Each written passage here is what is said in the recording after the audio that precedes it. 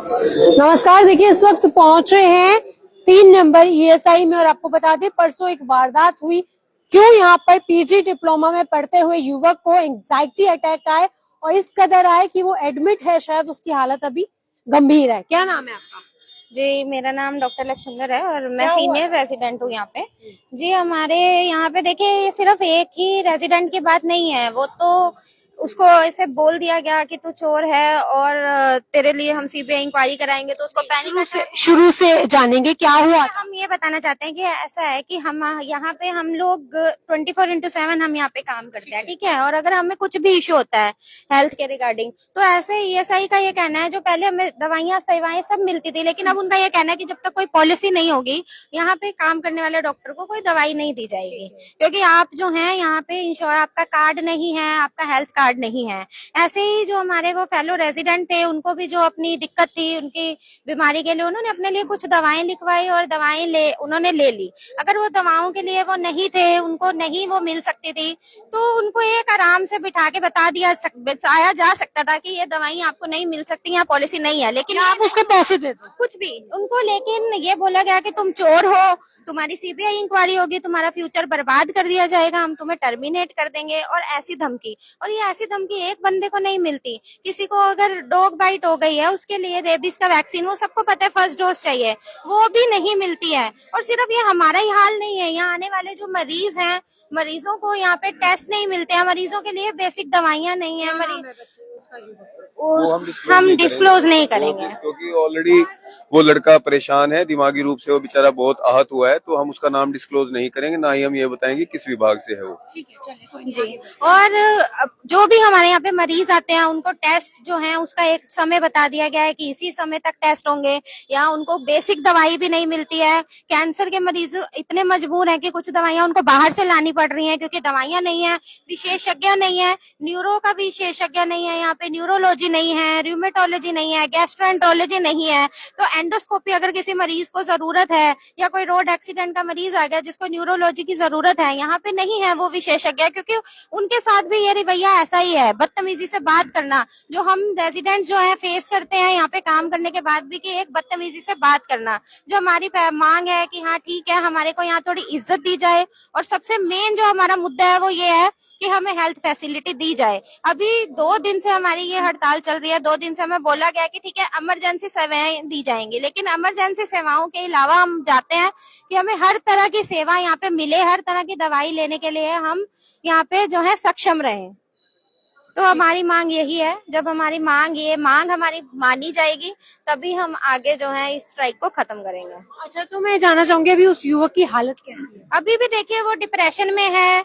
आप खुद सोचिए, अगर हम नॉर्मल इंसान को कोई बोलेगा तुम चोर हो, तो उसकी मानसिक स्थिति कैसी होगी। और वो हम ऐसा नहीं है, सबको पता है कि डॉक्टरी की पढ़ाई बहुत मुश्किल होती है। पता नहीं कोई 2 साल 3 साल की मेहनत के बाद एक सीट निकाल के एक सरकारी कॉलेज में आता है, और उसको कोई ये बोल दे तुम्हारा फ्यूचर बर्बाद कर देंगे, तुम्हारे पे सीबीआई इंक्वायरी, तो उसपे क्या बीतेगी। ये तो अच्छा है कि उसने कोई सुसाइड नहीं किया, नहीं तो और कोई मुद्दा खड़ा हो जाता। हम लोग थे, हम लोग ने उसको संभाला। तो हम बस यही चाहते हैं कि ये मुद्दा दोबारा किसी और के साथ ना हो, और सबको जो है हेल्थ रिलेटेड जो भी उसको नीड है वो उसकी पूरी की जाए। तो अभी सभी डॉक्टर हड़ताल पर हैं। अभी सभी डॉक्टर जो सुपर स्पेशलिटी डॉक्टर हैं, हमारे रेजिडेंट डॉक्टर हैं, हमारे सीनियर रेजिडेंट, जूनियर रेजिडेंट, वो सब हड़ताल पर है। अभी क्या कह रहे हैं अंदर की टीम, क्या कह रही है? अंदर टीम हमारी यही कह रही है, उन्होंने हमारी जैसे कुछ और भी मांगे थी हॉस्टल को लेके, ये सब वो मानी है। उन्होंने बोला है कि इमरजेंसी सेवाएं हम देंगे, लेकिन हम सिर्फ इमरजेंसी सेवाएं नहीं, हम चाहते हैं हमें हर तरह की सेवा जो है वो दी जाए। जब तक पॉलिसी नहीं बनती है तब तक वो सेवा हमें दी जाए।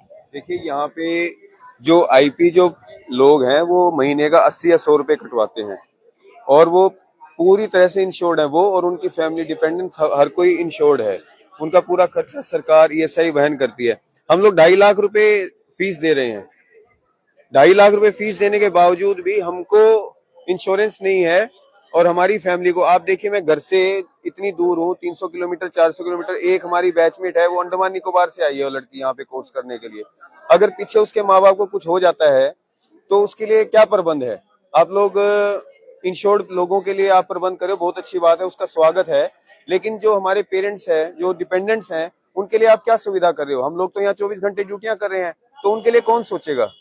तो ये हमारा मुद्दा है कि एक तो हमको जो है हमारी डिग्निटी चाहिए, हमारे साथ हमारे रेजिडेंट के साथ जो दुर्व्यवहार हुआ है उसके लिए जो अपने शब्द हैं, कड़े शब्द जो उन्होंने बोले हैं, वापस होने चाहिए। दूसरा, जो हमारे यहाँ पे हमको दिक्कत आ रही रेजिडेंट्स को, उन सभी का समाधान होना चाहिए, क्योंकि हम लोग इतने सक्षम नहीं है कि हर रोज हम इस तरह सड़क पर आए और इस तरह अपनी बातें रखें। हम चाहते हैं कि एक बार में ही हर चीज का हल हो जाए, और हम मानते हैं कि हमारे अधिकारी जो ऊपर बैठे हैं वो सक्षम हैं, वो कर सकते हैं।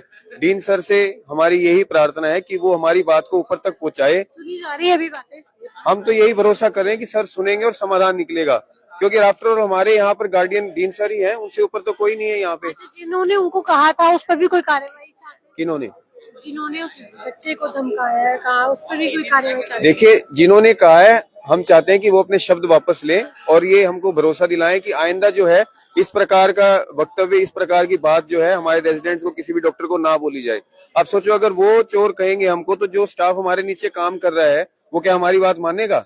और हम यहाँ आए, हम डॉक्टर की डिग्री लेकर जाएंगे, चोर का तमगा लेकर जाएंगे? डॉक्टर को तो भगवान का दर्जा, हमें भगवान का दर्जा नहीं चाहिए भाई, हमें डॉक्टर रहने दो, हमें इंसान जैसा व्यवहार तो दो कम से कम, बस हमें और कुछ नहीं चाहिए। हमें शांति से अपनी जीवन व्यापन करने दो यहाँ पे, हमें सिर्फ इतना ही चाहिए कि 3 साल हम सुरक्षित रह के अपने घर चले जाएं, अपने माँ बाप के पास, ठीक है ना? हमें कोई भगवान का दर्जा, ये कोई हमें बहुत बड़े यहाँ पे सब नहीं चाहिए, सिर्फ बेसिक फैसिलिटीज हमको दे दो, हम उसी में ही खुश हैं, ठीक ठाक हम अपने घर चले जाएं बस, और हमें कुछ नहीं चाहिए। कुछ कहेंगे?